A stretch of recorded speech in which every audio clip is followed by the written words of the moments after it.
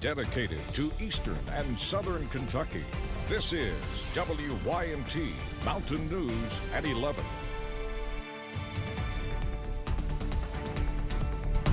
Good evening, I'm Olivia Calfee. COVID-19 is no longer a global health emergency. The World Health Organization declared that this morning. Samantha Valentino sits down with a doctor who nearly lost his own battle to COVID to get his take on the declaration. The World Health Organization says COVID-19 no longer qualifies as a global emergency. It's a sigh of relief. Dr. Jeff Fox spent a month in the hospital and nearly lost his own battle to COVID-19 in 2020. This was a big pandemic. It was a big pandemic for me personally because I got it early, I got it bad. But it was a big pandemic for the United States and a big pandemic for the world. More than 765 million cases of COVID have been confirmed worldwide, leaving at least 7 million people dead. Here in Kentucky, there have been more than 18,000 COVID deaths. We're seeing, the case rates going down, the intensity of the illnesses is going down, the death rates going down. The hospital systems, the healthcare systems are not overwhelmed like they were. While the World Health Organization declared COVID is no longer a global emergency, they say it is still a global health threat. Dr. Fox says you should still take precautions, such as getting tested if you have symptoms and keeping up to date on your vaccines. And there's still nothing wrong with avoiding big crowds, keeping social distancing, wearing a mask if you need to. But for the most part, Dr. Fox says we can move on from COVID. We're moving on from the social applications of the disease, of isolation, of quarantine, of masking, political upheaval, whatever you want to know. We are better across the board. We're able to return to normal. In Lexington, Samantha Valentino, WKYT. The United States is set to let its COVID-19 public health emergency end on May 11th. COVID-19 experts say they've warned the White House that we're not out of the woods yet. Back in March, the White House reached out to about a dozen experts who are closely following the evolution of the coronavirus. They ask about the chances the world will see another highly mutated variant akin to Omicron within the next 2 years. Their answer, between 5 to 30%. One expert says his estimate is closer to 15 to 20%. A multi-agency search ended with multiple arrests and more than $12,000 in cash found from a home in Fleming Neon. Officials with the Fleming Neon Police Department say they were able to secure a search warrant on a home in the city. With the help of the Jenkins Police Department, Letcher County Sheriff's Department, and Kentucky State Police, they were able to execute the warrant. In a post on Facebook, officials say they recovered drugs, drug trafficking paraphernalia, and more than $12,000 in cash. They also made multiple arrests on the property. Laurel County Sheriff's Deputy Stephen Walker arrested 32-year-old James Nevilles last night. Walker reported that he pulled Nevilles over for a suspected equipment violation, but during the stop, he determined Nevilles was under the influence. Nevilles was charged with operating a motor vehicle under the influence, first offense. In Letcher County, several departments have been working to put out a fire between Jenkins and Durham.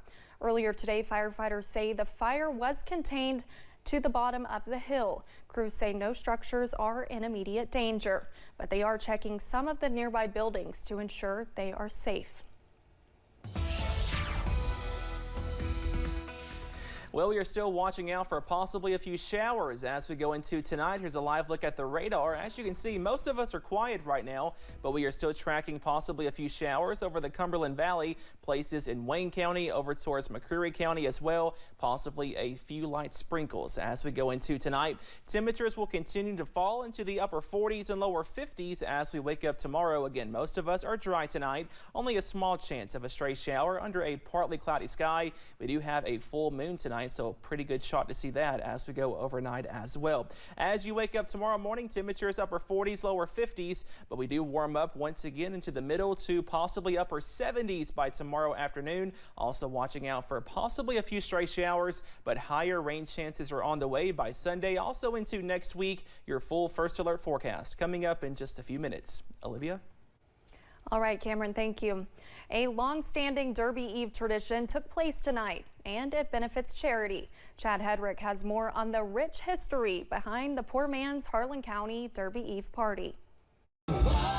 It's not Derby Eve in Lexington without the poor man's Harlan County Derby Eve party. So many people have said, oh, I've been going to the poor man's Derby Eve party for years, and I've known about this for 30 years. An evening of benefiting local charities that for 49 years now has made a difference. The K Club, the UK Varsity Letter Association, and the Fisher House, which works with veterans, benefiting from this year's fundraising. This really allows us, allows really the whole community to come forward and support the military and veteran families that are right here who've done so much for our country. For the K Club, the money will help them with their disaster relief fund, which helps alumni after disasters. They also jump in to help after disasters in Kentucky, like last summer's flooding. A group of lettermen went out into Kentucky and parts of Kentucky that needed relief and actually helped rebuild homes. And so it's not just about helping us, we also help the community. The Fisher House is a place for veterans to stay when getting treatment at the local VA. It reduces the burden on those families, high cost of hotels, and especially a weekend like this with so much happening, it means a lot to those veterans to be able to stay for free right next to the VA. An evening that's anything but a poor time and benefiting two great causes. In Lexington, Chad Hedrick, WYMT Mountain News. 50 years ago today was a historical moment for the Kentucky Derby as Secretariat won the race in record time. It was the first win of the legendary horse's Triple Crown victory. The Floyd County Shrine Club held its annual Memorial Golf Tournament this morning. This year, Floyd County Shriners honored Deputy William Petrie, who lost his life in June of 2022 during the shooting in Allen. Petrie was more than just an officer. He was also a Shriner and helped children receive life-saving care. The tournament helps the Shriners raise money to ensure children can make it to doctor's appointments in Lexington and in Dayton, Ohio. So if families are treated at our hospitals, regardless of their ability to pay, and Shriners do everything they can to get those kids from their homes to whichever hospital they need for the kind of conditions they may have and the injuries they may have. Organizers of the event say around 80 golfers came out to honor Deputy Petrie and to give back to kids in their community. An exciting day for the Whitley County Sheriff's Department. Deputies received the first of 5 new patrol vehicles today. Officials with the Whitley County Sheriff's Department posted on Facebook that they were grateful to Whitley County Fiscal Court for helping to acquire the vehicles.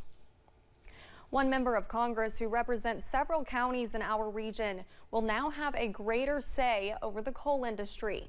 On Friday, Congressman Morgan Griffith's office announced he is now part of the leadership team for a committee that plays a key role in legislative policy debates relating to the coal industry.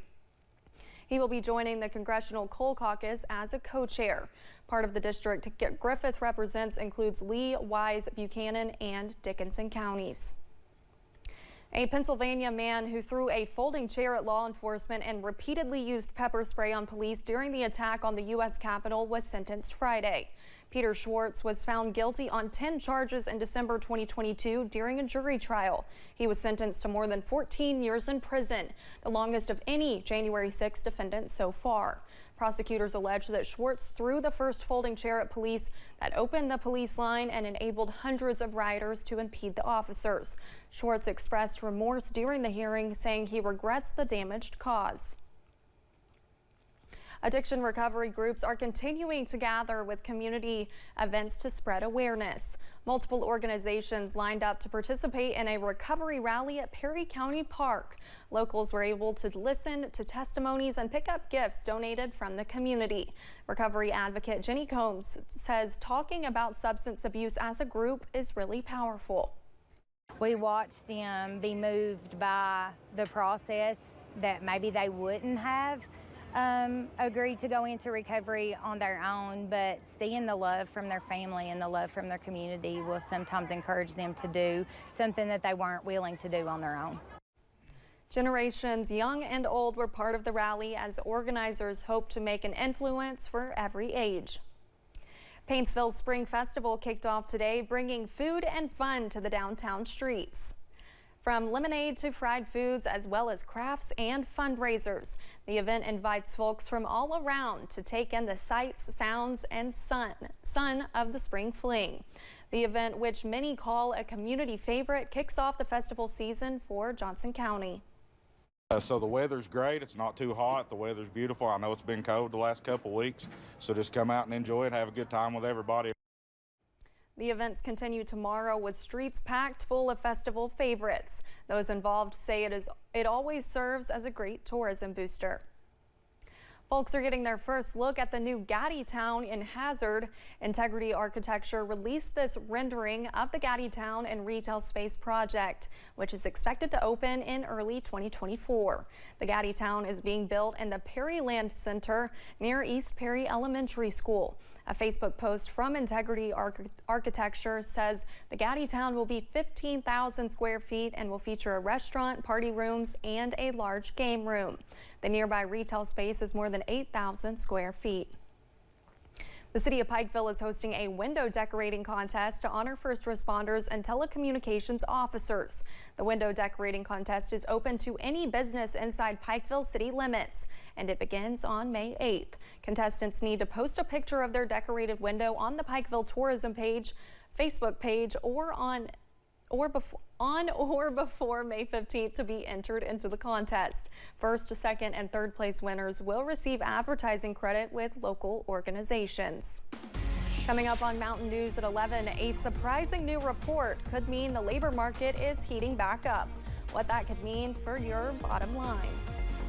And a stray shower cannot be ruled out tonight, but higher rain chances return by Sunday and beyond. All those details coming up next.